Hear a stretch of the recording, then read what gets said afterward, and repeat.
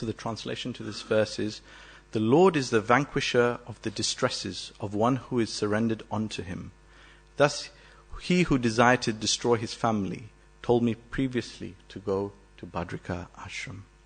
The purport by His Divine Grace, A.C. Bhaktivedanta Swami Prabhupada. While at Dwarka, Uddhava was warned to avoid the distresses which were to follow the disappearance of the Lord and the destruction of the Yadu dynasty.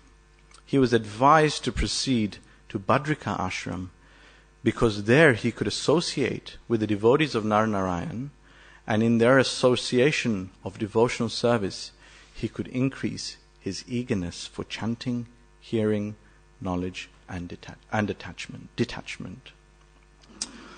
Om Jnanatimirandasya Jnananjana Shalakaya Chakshurum Militam Yena Tasmai Shri Guruve Namaha Shri Chaitanya Manobhishtam Stapitam Yena Bhutale Swayam Rupa Kadamayam Dadati Swapadantikam He Krishna Karuna Sindhu Dinabandhu Jagatpate Gopesha Gopika Kanta Radhakanta Namostute Tapta Kanchana Gaurangi Radhe Vrindavaneshwari Vrishabhanu Sute Devi Pranamami Hari Priye Vanchakalpa Trubhischa Kripa Sindhubhya Evacha Patitanam Pavnebhyo Vaishnavebhyo Namo Namaha Jai Shri Krishna Chaitanya Prabhu Nityananda Shri Advaita Gadadhara Shri Vasari Gaur Bhaktavinda Hare Krishna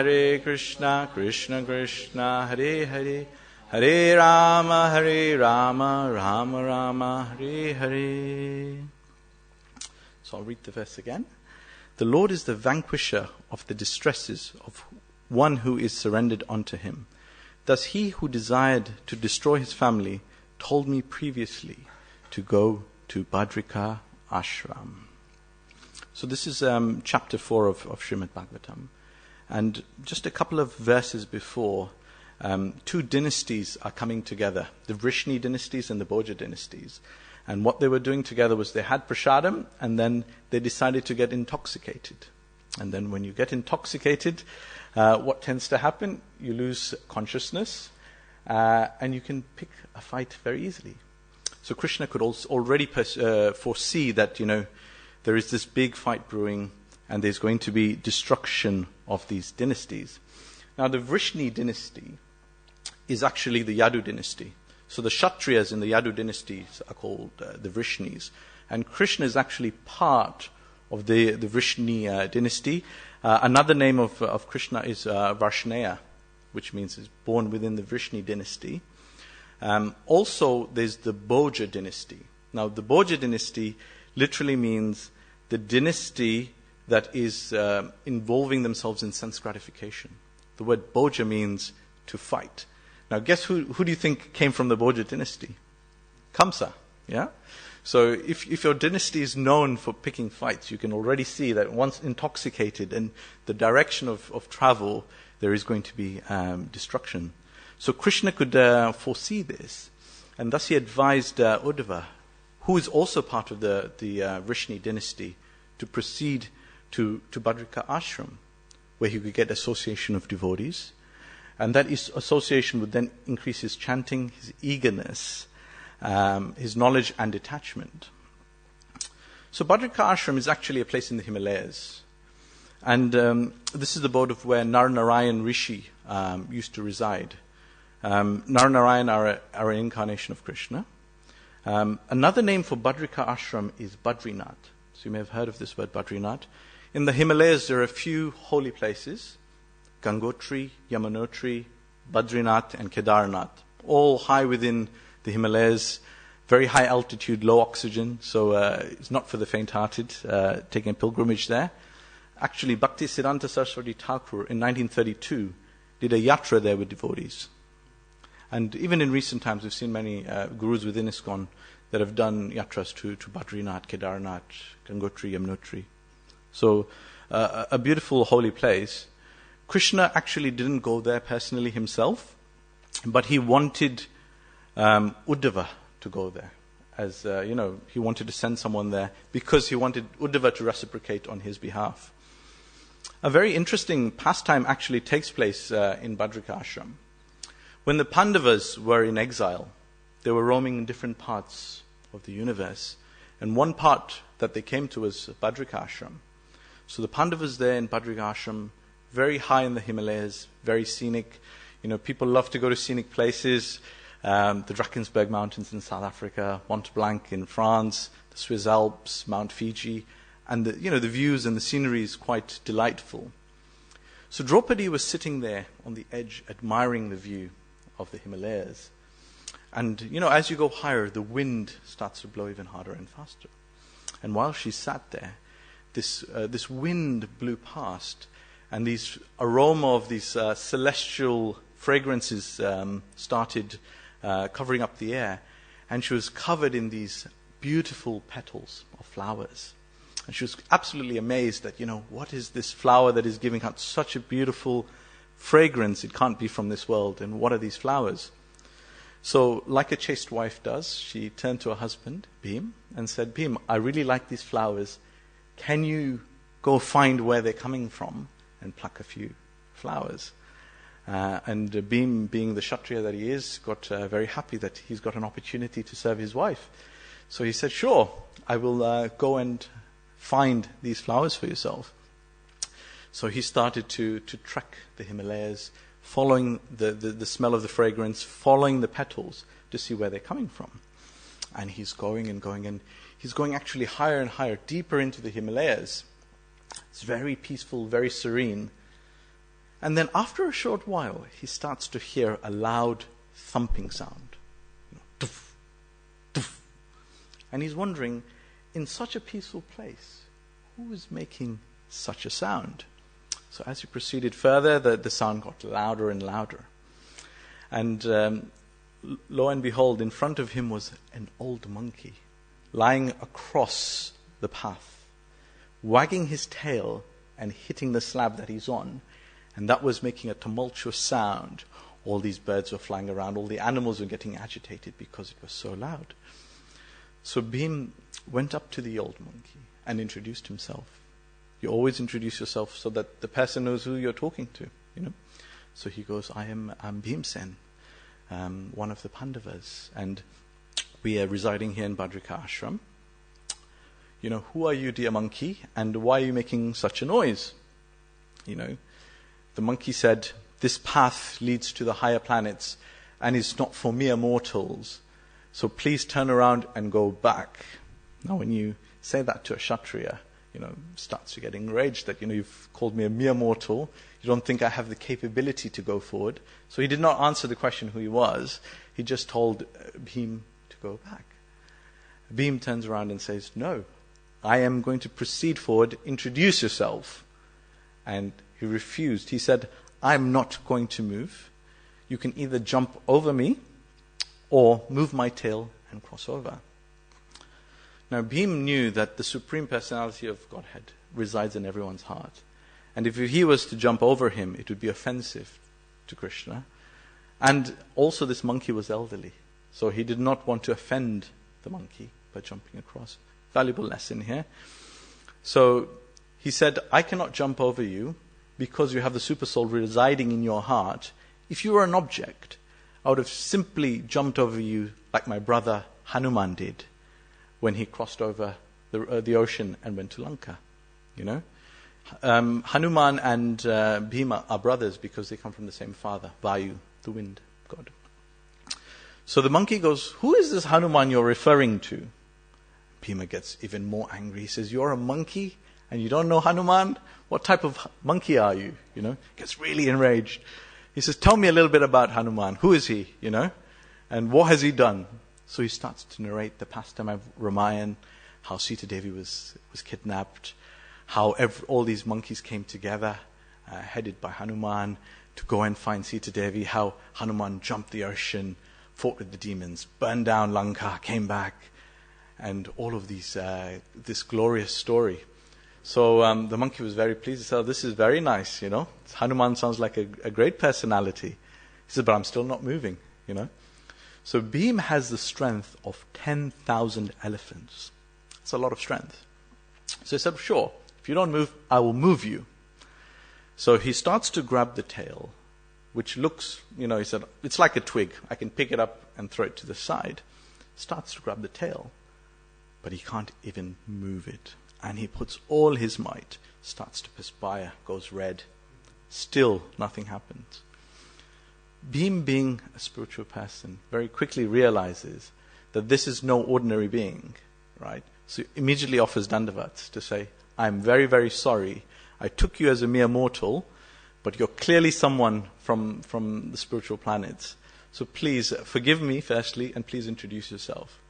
Hanuman started to laugh. Well, this monkey started to laugh, and then introduced himself, and he said, I'm actually your brother, Hanuman. And they hugged, and these tears of ecstasy flew incessantly, because Bhima had actually never met Hanuman. He'd only heard stories of Hanuman. So imagine, you have a brother, he's this, he's got so much valor, he did this for Ram. So he was full of pride for Hanuman. So imagine when he eventually met him. So they hugged, Hanuman moved out of his way, but he also gave him the boon that when you're on the battlefield, I will come on the flag of Arjuna's chariot, and I will scream loudly, and that roar that I give will help you defeat all your enemies. So we see that on the battlefield, during the Battle of Mahabharat, Hanuman's flag was on Arjuna's chariot. And Bhimsen actually killed 100 Kauravas during the battle. So he gave him that benediction. Hanuman still resides in the Himalayas, and here on our beloved altar, here in Bhaktivedanta Mana. He still has some service outstanding, so he is in meditation of Lord Ram. But in the future, when the 10th incarnation of Krishna appears, Sri Kalkiji, he will be the commander-in-chief of the army. So he has that service still outstanding. So he's there in the Himalayas. So Uddhava was actually advised to go to this place, Badrika Ashram, as a service. So Uddhava was actually a great personality. He was within the Vrishni dynasty, as we mentioned. Uddhava was actually the cousin of Krishna. So Krishna's father's brother's son. They actually said that Uddhava looked almost identical to Krishna. Same bodily features, same effulgence. He wore a yellow dhoti, he wore a lotus garland. So he was actually very, very beautiful, very, very intelligent. He's a disciple of Brihaspati, the guru of the demigods. So again, very blessed. And he was the dearmost friend of Krishna. So actually in Uddhava's life, Krishna asked him twice to do something for him. Now, when he asked him to go to Badrika Ashram because he couldn't go himself personally. But earlier on, Krishna had asked Uddhava to actually go to Vrindavan. When Krishna had left Vrindavan, or apparently left Vrindavan, to go to Mathura, to defeat King Kamsa, the Brajvasis were all heartbroken. And they were in distress and constantly meditating on Krishna, constantly meeting up and discussing his pastimes, his form, his beauty.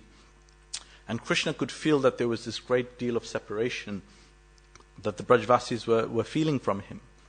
So he thought, who should I send to go and speak to these Brajvasis? So he thought, who better than Uddhava? Because he's very intelligent. And he wanted to give him this very special favor. So Krishna sent Uddhava to Vrindavan. When Uddhava arrived in Vrindavan, he first met with Mother Yashoda and Nanda Maharaj. He came in his chariot. Everyone was excited. They knew that Krishna had sent someone because of the way the chariot had arrived. When Nanda Maharaj and Yashoda saw Uddhava, they were very ecstatic. And they sat him down, welcomed him. Nanda Maharaj started to talk first. Yashoda Mata sat next to Nanda Maharaj, very quietly, grave, just patiently listening to what Uddhava had to say. So Nanda Maharaj was remembering Krishna first. He starts talking about Krishna, remembering all the pastimes Krishna had, He starts to narrate all the stories, when Krishna killed Bakasur, Aristasur, Trinivarta, Dhenukasur. He starts to remember when Krishna lifted Govardhan Hill. And they start having tears of ecstasy flowing from their eyes. So Nanda Maharaj asks Uddhava, how is Krishna? When is he coming? Now Uddhava, being a very intelligent person, has not comprehended Braj Bhakti. He has devotion in his heart, but he hasn't understood the Brajvasis. And Krishna wanted to give him that boon of understanding Braj Bhakti. So when Uddhava starts to explain, he starts to say that Krishna and Balaram are well, they're happy. And he says that you might not know this, but Krishna is the Supreme Personality of Godhead. And so is Balaram, Everything manifests from Krishna. He starts to explain the various incarnations of Krishna. He said they will come soon to Vrindavan to satisfy you both, but you actually don't need to worry, because Krishna is everywhere. He's present in everything, And he starts to give him, Nanda Maharaj, this philosophical point of view of Krishna. That actually Krishna is the super soul within your heart. He's already there, Krishna has no enemies, he has no friends.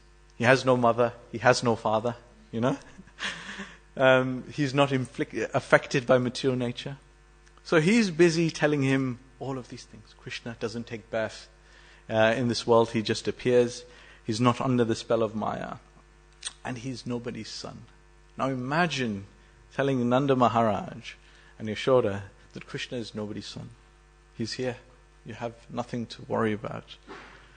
They just couldn't comprehend what he was talking about, because they had experienced rasas like no other. If we think about the rasas, there's actually 5 types of rasas. Yeah? Shanta ras. Rasa means relationship. So we can have 5 different types of relationship with Krishna. Shanta ras means to see Krishna as a Supreme Personality of Godhead. And that's how most people see him. God, Supreme Person. And that was the angle in which Uddhava was presenting the relationship to Nanda Maharaj and Yashoda. Then you have Dasya ras, the relationship of servitude. You have Sakhya ras, the relationship of friendship, like the Gopas had and Krishna's friends had. Then you have Vatsalya ras, parental love, which Mother Yashoda and Nanda Maharaj had, and the senior gopis. They used to treat Krishna as their son. And then you have Madhurya ras, conjugal lover. That's the ras that the gopis had. So Krishna actually wanted Uddhava to experience all 5 rasas rather than just the one ras, which he was trying to explain. Now imagine you've experienced all these 5 rasas and somebody is just telling you that Krishna is the Supreme Personality of Godhead. Very simply put, you come to a festival here at Bhaktivedanta Manor. We had Nityananda Triyodasi. They serve you rice, paneer sabji, potato sabji, dokra, pakoras, sweets. This whole variety of prasadam in your feast. And somebody comes over and says to you, actually, we don't need any of this. We'll just have boiled vegetables and rice. And that is sufficient to sustain you. You've experienced a wider array, and somebody's telling you, no, that's Maya Prabhu. We'll just give you, boiled vegetables and rice. How would you feel? So he couldn't comprehend what they were saying, and they couldn't comprehend what he was saying. So he had this whole discussion with them all through the night. The very next day, he wanted to also meet the gopis, because Krishna had said, meet my parents, meet my friends, and meet the gopis. The gopis had heard that someone special had come, so they were really excited. They finished all their chores in the morning and decided, okay, now is the time to go and meet Uddhava. So Uddhava came and they were mesmerized by him. He looked just like Krishna, So they started to inquire, where is Krishna? What's happening? They were crying incessantly. And Uddhava again pitches the same philosophy across to them. They were just crying, going, man, this is nonsense, And they were expressing how they feel. And after that whole interaction with the gopis, Uddhava started to cry. Because just by the association of these advanced devotees, his heart had become purified. And he could understand how great these gopis were. So actually he wanted to get the dust of the gopis' lotus feet, but he couldn't ask, so he simply bowed down and took the dust that was around them and put it on his forehead, And through their association, the association of the Brajvasis, this Braj Bhakti awakened in Uddhava's heart. And it was so powerful, and this was a special favor that Krishna gave to Uddhava, to allow him to awaken this Braj Bhakti in his heart. Because if you think about it, Uddhava is actually a resident of Dwarka. But truly, internally, he is a Brajvasi at heart. And that is actually the mood we have to develop, is that regardless of where we live, whether we're in London, whether we're in the Midlands, wherever we are, we might be residing there, but our heart should be of one that always resides in Vrindavan. And we have to learn this, how to develop Braj Bhakti within our heart. So Uddhava is saying in this verse that Krishna is saying that he is the Lord and vanquisher of all distresses for those who surrender unto him. Shri Shri Radha Gokulanand ki jai, Shri Shri Sitaram Lakshman Hanuman ki jai, Shri Shri Gaurnitai ki jai. So Uddhava here is reiterating that, the Lord is the vanquisher of distresses for those that surrender unto him. Another name for Krishna is Hari, one who takes away your distress. And this is something key that we see again and again, a theme that comes across the Bhagavad Gita. In the concluding verses of the Bhagavad Gita in chapter 18, Krishna says, Sarva dharman parityaja mamikam sharanam vraja aham tvam sarva papebhyo mokshasami masuchaha. That abandon all varieties of religion and just surrender unto me. I shall deliver you from sinful reactions. Do not fear. So Krishna is iterating. The whole point when Krishna and Arjuna had this discussion on the battlefield of Kurukshetra and the Bhagavad Gita was spoken, was that Krishna took Arjuna through a whole range of yoga practices, a whole range of processes, in one sense, many types of different religions as well and practices. And towards the summarizing aspect of Bhagavad Gita, Krishna says, I've told you all of this, now abandon it all, and just surrender unto me. And he explains to Arjuna to just give this all up. And that's why Bhagavad Gita is so powerful, that the whole essence of Bhagavad Gita is, how do we surrender to Krishna?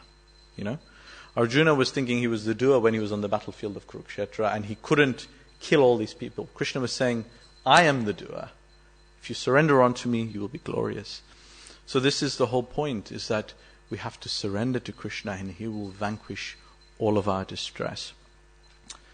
Srila Prabhupada was traveling in Australia in 1975, in May of 1975, and he was having a Q&A session with the devotees. And one of the devotees asked Srila Prabhupada a question that he said, it's been lifetimes of us performing sinful activity, lifetime after lifetime. Is it going to take lifetime after lifetime of doing pious activities to first wipe out the sinful activity? Only then can we start our process of bhakti. What do you think Prabhupada said?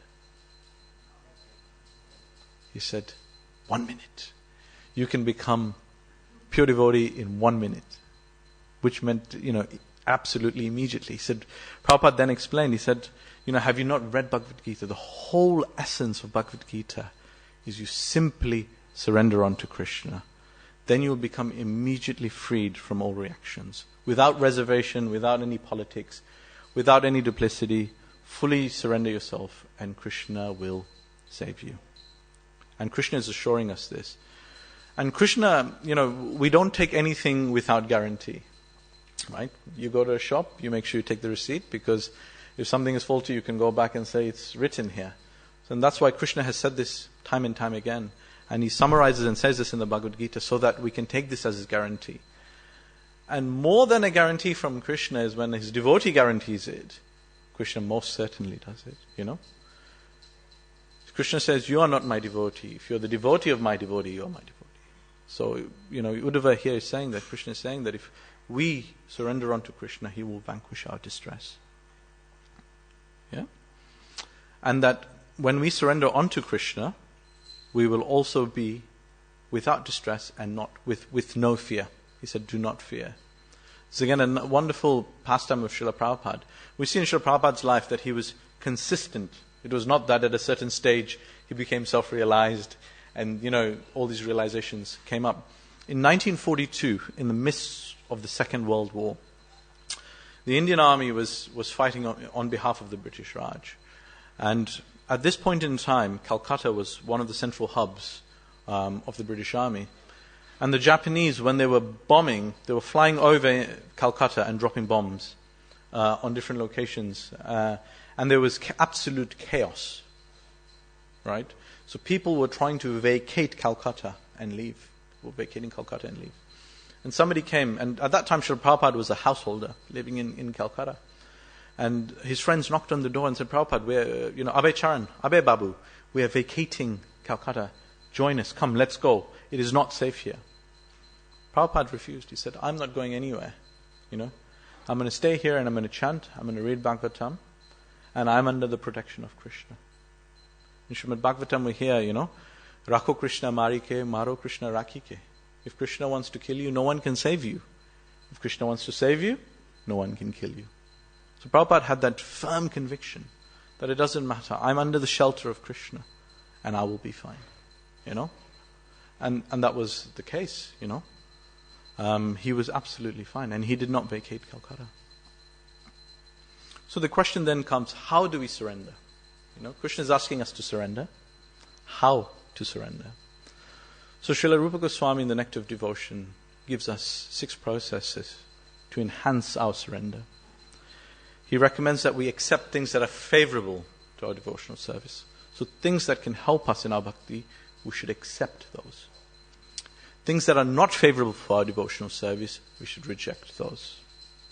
If we really think about our sadhana, at the very core of our practices are the yams and niyams that Srila Prabhupada gave us. The 4 regulative principles. When you take initiation, you vow 2 sets of things. One to chant 16 rounds every day, to read Srila Prabhupada's books. Yeah? So those are the things that will, favorable. And then unfavorable, the 4 regulative principles. We take those 4 regulative principles as a vow. So at the very core of our practices, we already see that we have these, that we should accept what is favorable and reject what is unfavorable. And we have to constantly be discriminating, because Maya can come in tricky ways to say, do this, do that. We have to constantly be switched on, to be conscious, to say, this is favorable for me, this is not favorable for me, And then use our intelligence to see how we can become closer to Krishna. So accept what is favorable, reject things that are unfavorable. Believe firmly in the Lord's protection in all circumstances, that Krishna will protect you regardless of circumstances. Number 4, to feel exclusively dependent on the mercy of the Lord.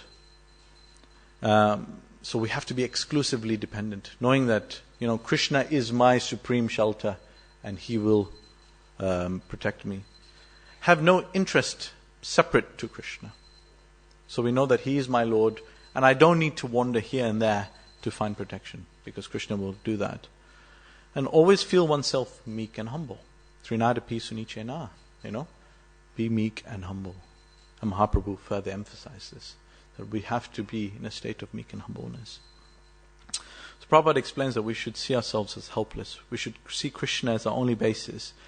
And if we surrender to Krishna in this way, we will see that actually Krishna is our strength, not our weakness. When we think about surrender, we think about weakness, that we've, waved the white flag, laid down our arms. No, Krishna is actually our strength. It's the opposite.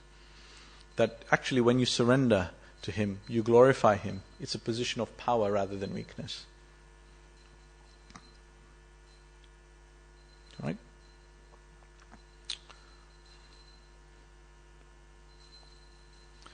So, we have to accept what is favorable and reject what is unfavorable. In the scriptures, they explain that there are 2 types of spiritualists: a bhajananandi and a goshtianandi. Right? A bhajananandi is someone that focuses internally, does their sadhana, reads, goes deep within. You find a lot of the Babajis in Braj that are bhajananandis. They focus very strictly in their spiritual practices. When you associate with them, you get inspired, but they do not necessarily go out of their way. Whereas Goshti Anandis are those that do their bhajan. So they are actually bhajananandis, but their bhajan, overflows so much out of their heart that they do not want to keep that internally only. They want to spread it, Goshti actually is a Sanskrit word that means to assemble. So they love to assemble with others and spread whatever they have in their heart that's overflowing with others, So Goshti Anandis, our movement is of Goshti Anandis. If we think back to Mahaprabhu, he went all over India, all over the world, spreading Krishna consciousness. We think back to Bhaktivinoda Thakur, Bhaktisiddhanta Saraswati Thakur, Srila Prabhupada. They're all Goshti Anandis, All you wonderful Sankirtan devotees, devotees that go out on Sankirtan to distribute books. You're all Goshti Anandis because you do your sadhana, you do your practices, but that's not enough for you. You want to go out there and spread Krishna consciousness. And as we spread Krishna consciousness, we know that Krishna is taking care of us at every step of the way. We see that again in Srila Prabhupada's life. In 1965, 13th of August 1965, Srila Prabhupada embarked on a major journey. It was the day that he boarded the Jaladuta. I was just reflecting on when Prabhupada boarded the Jaladuta, he had, what he had on his possession was 40 rupees, a box of dry cereal, a suitcase, an umbrella, and a box of books. How many of us travel this way? Right?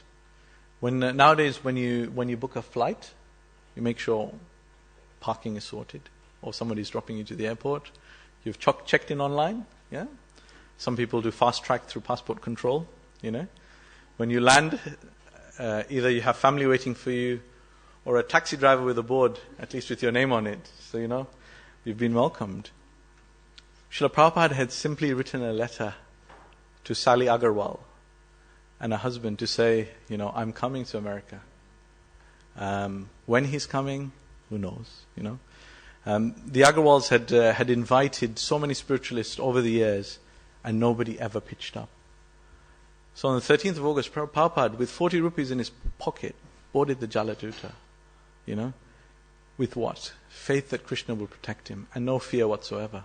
If you think about it, really think about it. The diary came out last year. We were so fortunate to see the Jaladuta diary. It was released here at the Bhaktivedanta Manor as well. So Srila Prabhupada boarded that ship out of sheer compassion for everyone. He didn't need to go anywhere. He was very comfortable in Radha Damodar temple in Vrindavan. He was very comfortable. The Brajbasis respected him. Prabhupada was writing the Back to Godhead magazine. He was doing books. But he was unsatisfied because he had that instruction from a spiritual master to preach in the English language all over the world. And he knew that whatever the West does, they follow in India. And he needed to go. So his heart was overflowing. But he was actually in the position of most strength because he had Krishna's undivided protection. He had the protection of the gurus and spiritual masters. When we go on Sankirtan, sometimes we are nervous. People hear so many wonderful stories of Sankirtan. Devotees are nervous. But they know that actually they're simply an instrument in Krishna's hands to distribute the books. And it's not their strength upon which they're embarking on. It is a spiritual strength. So Srila Prabhupada had this in his heart that I am most unfortunate, unqualified and the most fallen. Meek and humble. Krishna, you are here to protect me. We hear, we've heard so many times Prabhupada had 2 heart attacks along the way. And if he had the third, it could have been disastrous for him, But Krishna protected him. He arrived in America, didn't know whether to go left or right. There was nobody waiting with a sign, the place he was going to, they didn't even know he was coming. But look where we are now. Here at the Bhaktivedanta Manor, 51 years later. We have such a glorious temple. We have so many temples around the world. Why? This is Srila Prabhupada's mercy. Krishna here is asking Uddhava to go to Badrika Ashram, to associate with devotees and to surrender. And Srila Prabhupada is so kind that he took Vrindavan with him. He took Badrika Ashram with him. He took Mayapur with him, and he brought it to the West. We can associate here. We're basically here having a Goshti, an assembly of devotees. It's Prabhupada's mercy. So we're fortunate to have all these wonderful temples, all these holy places we can visit. We're very fortunate to have retreats we can go to, all avenues to associate with. So fortunate to have these beautiful deities here with us. Fortunate to have this Bhagavatam class going on for 51 years now. So all these things will assist us in surrendering to Krishna, to taking shelter of the devotees.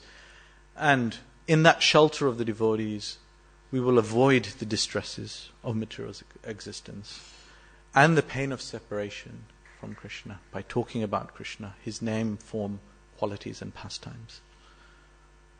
So we are very, very fortunate by Srila Prabhupada's mercy that we have all these avenues to surrender. And Srimad Bhagavatam is full of such stories. The lives of the acharyas are full of such stories. And as we hear them, our conviction gets deeper, our surrender gets deeper. And hopefully one day, by Shri Shri Radha Gokulananda's mercy, we can also develop Vraj Bhav, and Vraj Prem, and become pure devotees of Krishna. So thank you so much for listening so attentively and patiently. If you have any questions or comments, please. Hare Krishna, we've got 2 questions. Jai Krishna Prabhu. Hare Krishna Prabhu, thank you for Hare Krishna Prabhu. Thank you very much. Prabhuji, I'm trying to understand in the context of Srila Prabhupada, yes, protected directly by Krishna when he went. So in a couple of days we'll be celebrating the appearance of Srila Bhaktisiddhanta, and he obviously sent his own disciples to the West. So in the context, how do we try to understand that, the strong desire that Bhaktisiddhanta had, and then obviously Prabhupada had the full faith in Krishna, and Bhaktisiddhanta also had that same, obviously, faith. So how do we try and understand these 2 different kind of scenarios? Very beautiful question, Prabhu. There's 2 parts to answering this question. The very first part is the non-envious nature of the Vaishnavas. Vaishnavas are non-envious. Those that have developed full faith in Krishna are non-envious. So when we serve Krishna, I may see you serving Krishna, Prabhu, in their hearts they have ecstasy, saying, look at how beautifully he's serving Krishna. I wish one day I could develop a tinge of that service. Whereas those that are materially inflicted feel, why is he doing it? Maybe I should be doing this service. Right? So the nature of a Vaishnava is non-enviousness. So when we think about Srila Prabhupada and Bhaktisiddhanta, the mission was to spread Krishna consciousness all over the world. Bhaktisiddhanta Saraswati Thakur sent disciples as well. Right? When Srila Prabhupada came to spread Krishna consciousness, time and time again you'll hear, I was hearing it very recently as well, Prabhupada was actually crying and saying that is only by the blessings of my Guru Maharaj that I'm out here spreading. He never took any credit for spreading Krishna consciousness. He said, this is the mercy of my Guru that I'm able to offer something. Right? So we can see it glorious as well that actually Bhaktisiddhanta Saraswati Thakur sent devotees, Prabhupada. So they had this opportunity. But this service Prabhupada said this service was reserved for me to go and spread. So we can see it in 2 ways, that actually they were non-envious. They did not worry who is doing the service. The idea was that this was spread. Krishna consciousness was firstly spread. But Prabhupada then reminds us that actually this is the mercy of my Guru Maharaj. So we can then see that actually how powerful Bhaktisiddhanta Saraswati was, that he used Srila Prabhupada as an instrument to spread this Krishna consciousness movement. So when we see beautiful festivals like we will have day after tomorrow, we can glorify Srila Bhaktisiddhanta because he inspired Srila Prabhupada, and through his mercy, none of us have any strength on our own, as I mentioned before. It is the parampara that inspires us. So Prabhupada took the parampara with him to the West. So we can be appreciative of those devotees that came in the past, that went out. I saw somebody posted recently 2 disciples, Western disciples of Bhaktisiddhanta Saraswati Thakur. I saw that on Facebook. Very early disciples. And it's glorious. When we see Vaishnavas, we should feel glorious. We should feel happy. That is the real mood of Vaishnavas. So we can take, when we hear day after tomorrow, when we celebrate Bhaktisiddhanta Saraswati Thakur's appearance day, we can see that Srila Prabhupada carried the mood of Bhaktisiddhanta, the mercy of Bhaktisiddhanta. And his Vaishnavas glorify Bhaktisiddhanta for that, glorify the Vaishnavas that have come in the past, and glorify Srila Prabhupada that have come in the past. I hope that, does that answer your question, Prabhu? Thank you. Yes, Prabhuji. Thank you, Prabhu. This, the difference between a Bhajan Anandi and a Goshti Anandi, I understand, but then at the same time, you said the Goshti Anandi is one who has, due to their bhajan, they're distributing the overflow. Yes. And then you put Sankirtan devotees in that category. And personally, I'm trying to understand, because it feels like, for me, I go in Sankirtan sometimes, and it's not that I'm distributing the overflow, but to just remain back and do bhajan is too difficult. Yeah. But actually, by engaging in Devotional preaching, service, you get mercy, you get the ability to actually also chant and also. So is this still Goshti Anandi? It's not that so much ecstasy is coming from chanting you want to share it with people. It's simply. It's a very good question, option, you know? So, in spiritual life, 1 + 1 does not equal 2, right? Whenever we think of something, we think from a logical perspective. Like, your question very nicely says that, if my heart is not overflowing, I'm not giving the overflow, but I can't also sit back. So in spiritual life, 1 + 1 does not add 2. There's an element of Krishna's mercy which is unlimited. Now, there's going to be different stages in your devotional life, or in our devotional life. And what we'll find is that there isn't an overflow, but there is a desire for there one day to be an overflow, right? But what happens when we go out and give at least what we have, whatever little that is, sometimes we hear something, we want to share that. It is not that we have then suddenly lost what we had. When you think about overflow, you're thinking, if I'm giving something, it is gone, right? But actually, Krishna reciprocates in an amazing way, where whatever you give could magnify 10,000-fold. And there's actually a very beautiful pastime, if I can very quickly share, and this might help answer your question. It also happened in this region of Badrika Ashram, because these paths lead to the upper planetary systems. When everything, when the pastimes are coming to a close, Yudhishthira Maharaj was walking up to this path to leave this material world behind. And whilst he was walking, a little dog started to follow him. Okay? So Yudhishthira Maharaj is walking on this path, and this dog starts to follow him. And Yudhishthira Maharaj gets to the gate. And the person at the gateway says to Yudhishthira Maharaj, you can come in, but the dog cannot. Because you have enough spiritual credit to go, but the dog does not. Now, Yudhishthira Maharaj's heart was full of compassion. He was the ideal king, ideal person. So he turned back to the gatekeeper and he said, so what we will do instead is that I will give all my spiritual credit to the dog, let the dog go through, and I will remain behind. But just by desiring that, so the dog went through, and then Yudhishthira Maharaj started to turn around. Then the gatekeeper said, actually, you can come in. He said, well, I just gave my spiritual credit. He goes, no, by you giving your spiritual credit, your credit expanded 1,000-fold. Yeah? So this is the mercy of the devotees, is that you may feel that we are not competent enough. We do not have that overflow. And that is, in one nature, our humbleness, because one day if we say, my heart is overflowing, I'm going to go out and give. You don't find Vaishnavas that say, oh, my heart is overflowing, here you go, Prabhu, have my association. No, they forever remain humble and meek, So the point is that whatever we give, as we give that out, Krishna reciprocates in so many ways. Mahaprabhu reciprocates in so many ways.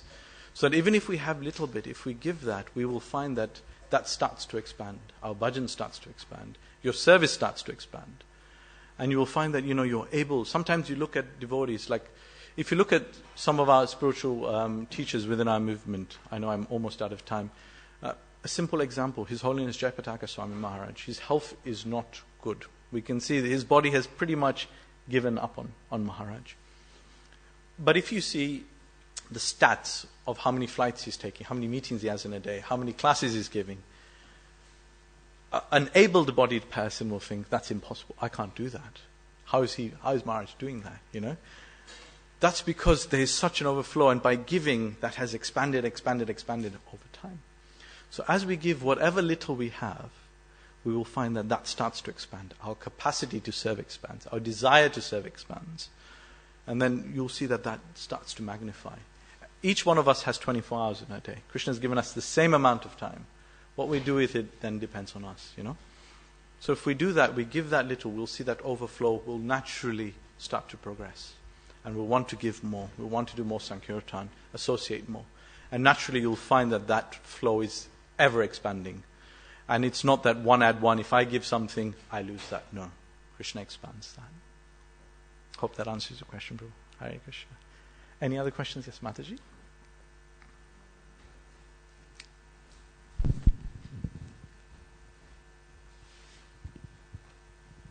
Hare Krishna. Hare Krishna.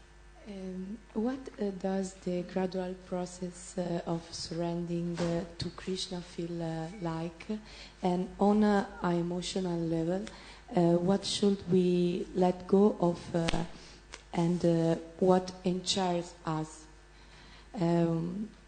What do you feel in your personal experience? And what are the hardest things to let go of? Could you repeat the first part? Sorry, I missed a few words on that. What does the gradual process of surrendering to Krishna feel like? Okay. So what does the gradual process of surrendering to Krishna feel like? And the second part of your question was? Is on a emotional level, what should we let go of and what enchants us? What do you feel in your personal experience? Thank you. That's a very deep question. It could take a whole class to answer. So I will just mention a couple of points on here. What does the process for surrender feel like? Yeah. What you will find yourself is, as you're surrendering, you see, surrender is an active process. We spoke about associating, performing devotional service. And as we perform more and more devotional service, and we we'll start to develop love within our heart. And what you will find that as you're rendering devotional service, you're feeling happy, excited. There's these emotions that start to come up, the desire to want to do more, you know. So as we do these, we'll find that actually we have that need to want to do more service. And a nice way to see that need is if you pull away from the service, you feel like, I'm missing that service. There's that lacking in my heart. That shows that attachment to the service, right? So as we engage more and more in devotional service, we'll feel that actually I want to serve more. You'd want to think. One thing surrender also looks like is you'll have more compassion in your heart. You know, you have this, how do I give it to others, so that other people can feel what I'm feeling. All right? This is just a perspective. There's obviously different dimensions to it. And the second part of your question was, in my personal experience, what was the hardest to let go? Was that what your question? The hardest thing to always let go is your false ego. You know, that I and my and me. You know, I am somebody. I'm somebody important. You know, because devotional service can be very humbling. Very humbling. You know, some of you live in the ashram. You know, associating with different devotees. You know, sometimes we hear from Bhagavatam and we think, wow, association is so amazing. You know. But then someone steps on your toes, you have to wait, the hot water is finished, you're waiting in the line for a shower. You know, it can be purifying as well. So the false ego is something that is always the hardest to let go, you know. We see someone serving so nicely, we have this desire, how can I serve like them, you know. Devotees come day in, day out and do that service. We sometimes get tired or exhausted or unable to, and we think, how are they doing it? You know, I wish I had that. It's that false ego. And then to realize that actually, wait, they're empowered by Krishna. If I associate with them, I could get that tinge of energy, that blessing, so that I too may be empowered. It's that false ego that is always the hardest. But as we stick with advanced devotees, we see their mood, of service. We often see spiritual masters, they come, they embrace each other. We can see the interactions, and it's always very pleasing. So if we start to associate with devotees, advanced devotees, see their behavior, how we should behave, the sarachar, we will start to leave those designations behind. And eventually we want to get to the stage that I am simply your servant, engage me how you like. We see that in the last verse of the Shishashtakam. Mahaprabhu is saying, embrace me as tight as you want, keep me in separation, but keep me in your service. So if we can do that, we'll find that, it's less about me, more about how I can be an instrument in the service of the Lord. I hope that answers your question. Thank you so much. Thank you. Hare Krishna. Grantraj Srimad Bhagavatam ki, Srila Prabhupada ki, Jai Nitai Gaur Premanandi.